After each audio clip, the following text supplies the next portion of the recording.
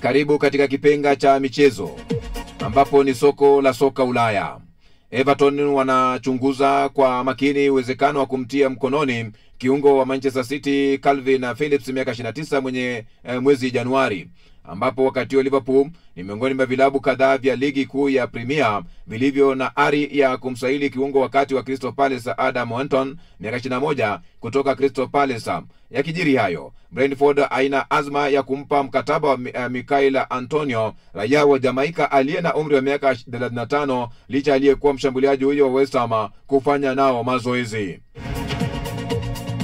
Manchester United wanaendelea na kufanya mazungumzo na Harry Maguire miaka 32 kuhusu mkataba mpya, na maafisa wa klabu wameshakutana ana kwa ana na wakilishi wa mlinzi huyo wa Uingereza ambaye mkataba wake unafikia tamati msimu ujao wa majira ya joto.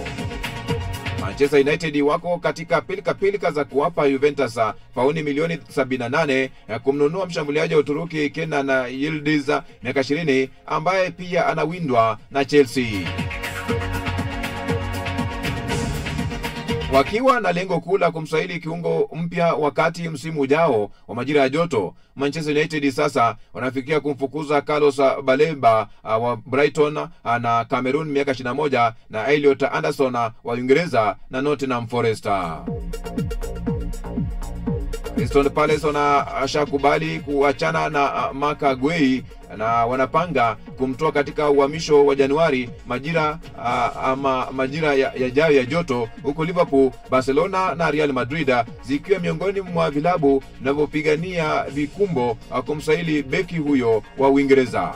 Napoli hawapati usingizi kwa kuitafuta saini ya kiungo wa Manchester United Kobe Mainoo wakati wa uhamisho wa Januari, licha awali kutaka kumsajili kiungo huyo wa Uingereza msimu wa uhamisho wa majira ya joto. Beki kisiki wakati wa Nottingham Forest na Brazil Murilo miaka 23 ni jina moja ambalo liko namba 1 katika orodha ya wachezaji wanaowindwa na Chelsea inapopanga kuimarisha safu yake ya ulinzi. Na hatimaye Mark Guehi miaka 19 wa Chelsea na Uhispania anaazimia kurejea klabu ya Sunderland wakati wa uhamisho wa Januari, licha ya chipukizi huyo kurejeshwa darajani kutoka Sunderland mwezi Agosti alipokuwa kwa mkopo. Na hicho ndicho kipenga cha michezo. Naitwa Cantona Joseph.